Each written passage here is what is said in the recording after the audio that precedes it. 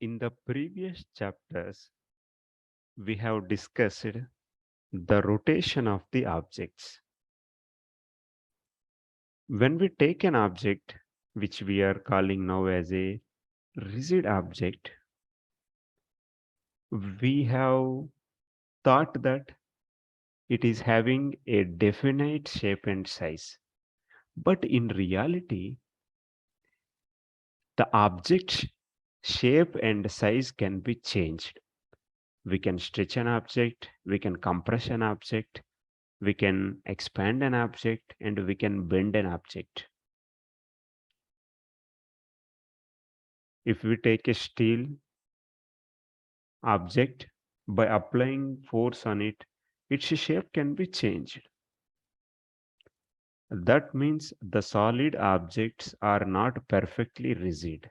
When we are applying the force, its shape is changing. But how the object shape is changing? Because we are applying the force. So if we apply force on an object, its shape is changing. Whether it is compressing or expanding or bending, that is secondary. But its shape is changing. So in order to change the shape of an object, we require the force. Now if we remove that force, we have applied the force on an object. This object name is A, and its shape gets changed. Now the object maybe became like this. Object became B. Now after removing the force, if the object is capable of regaining its original form, then we can say that object is having the elastic nature. So it is when we apply the force, it is temporarily only changing its shape. When we remove that force, it again go back to its original shape. Then such type of material is having elasticity nature, and this deformation by which it is regaining its original shape, we call it as elastic deformation. What is an example for that elastic material? The spring, which we observe in the daily life. When we take some remote and if we see the batteries, there is a spring you can observe there. So if we take a helical string, this is having a helix shape. If we apply some force on it, we can extend its length. When we remove that force, the spring again regains its original shape. That's why we are saying this spring is having the elasticity nature.